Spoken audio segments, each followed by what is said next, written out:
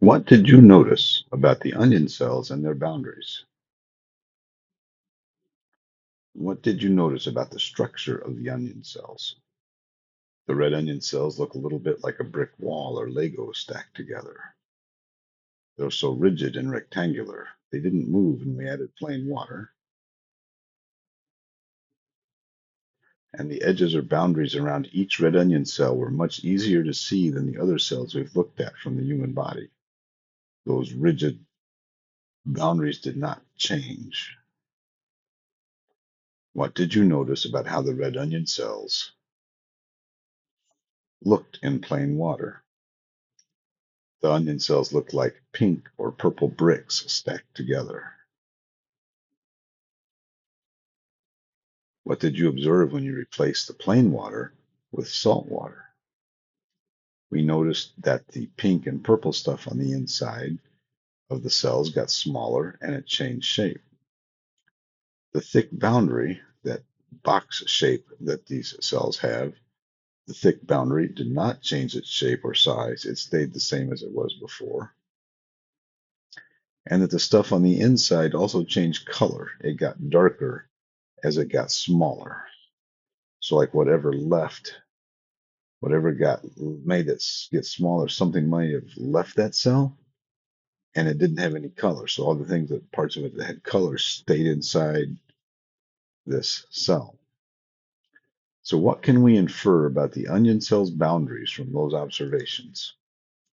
Well, it looks like there are two different boundaries. There's this one that does not change, that is box shaped.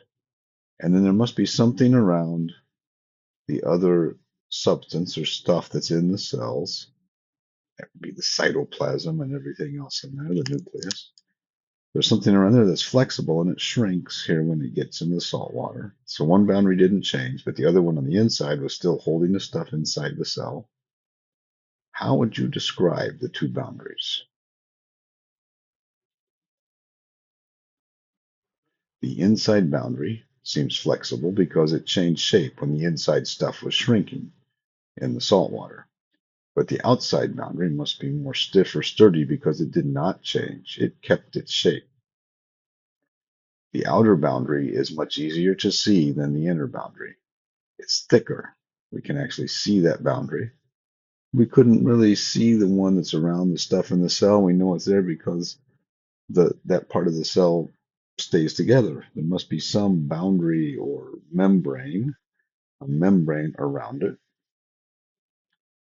The outer boundary is more rigid, but the inner boundary moves around kind of like a rubber band or a plastic bag.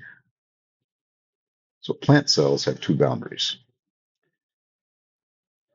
They have a rigid cell wall and a flexible cell membrane.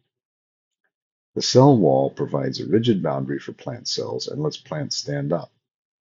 So in this drawing, we see the cell wall on the top one and on the bottom one. And the top one represents the cell when it's in salt water, and the cell membrane is squoze down. It says that things can get in and out through tiny openings in the cell wall and cell membrane because it changes shape. So whatever was in that cell left when it got put in the salt water, and we put it back in fresh water, it fills back up. And we're thinking maybe since the only thing we added when we put the fresh water back onto the onion skin, the only thing in that fresh water was fresh water. So whatever went back into the cell must be water. So water must be able to come and go through the cell membrane. Wow. Water can come and go through that cell membrane.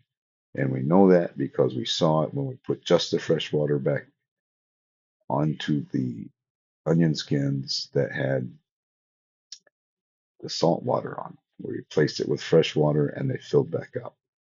So animal cells and plant cells both have cell membranes. The cell membrane and cell wall allow things in and out of the cell.